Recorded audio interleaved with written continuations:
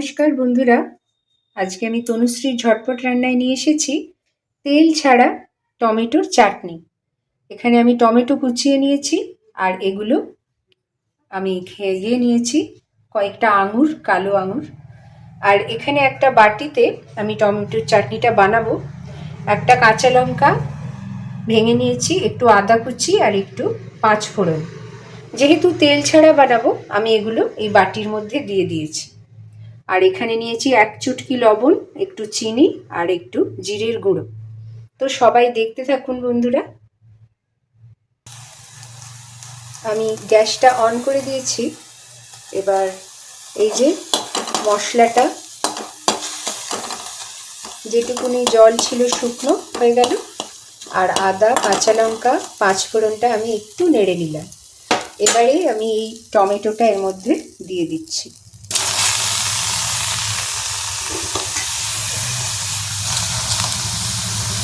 পুরোটা এই যে দিয়ে দিলাম, আঙুরগুলো দিয়ে দিলাম।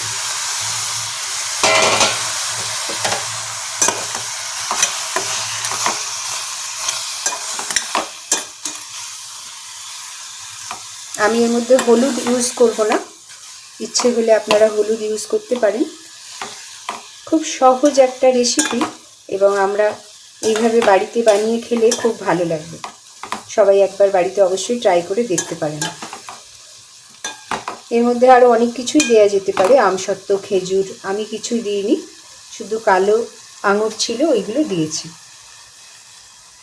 তো এবার আমি এখানে যে লবণ আছে সেই লবণটা এর মধ্যে দিয়ে দিচ্ছি। এই যে লবণটা দিয়ে দিয়েছি।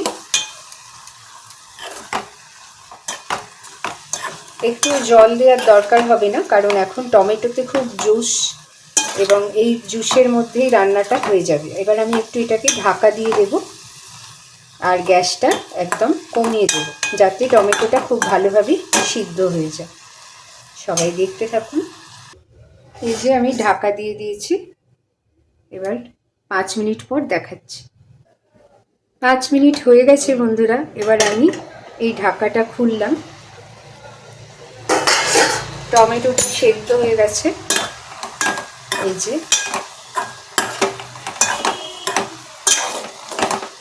এবারে আমি এর মধ্যে এই যে চিনি আর জিরের গুঁড়ো এটাকে দিয়ে দিচ্ছি।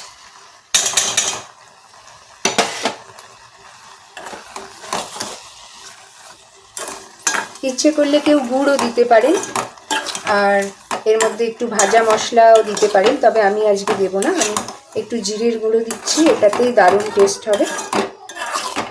আর কালারটা দেখুন যে কত সুন্দর হয়েছে।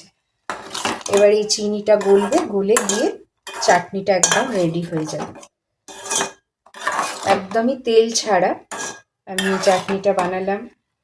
এবার চিনিটা গলে গেলেই ভালো করে ফুটবে, তারপরে আমার চাটনিটা হয়ে যাবে। এবার আমি এটাকে একটু ফুটতে দেব।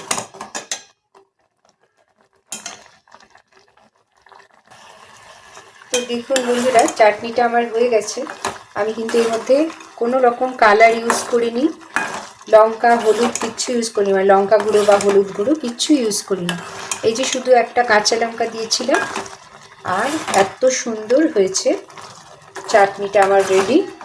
এবার আমি গ্যাসটা অফ করে দিচ্ছি। হয়ে গেল। তো এত সুন্দরভাবে পুরো অনুষ্ঠান বাড়ির মতন চাটনি হয়ে গেল, কিন্তু একটু তেল দিন। এই যে দেখুন সবাই।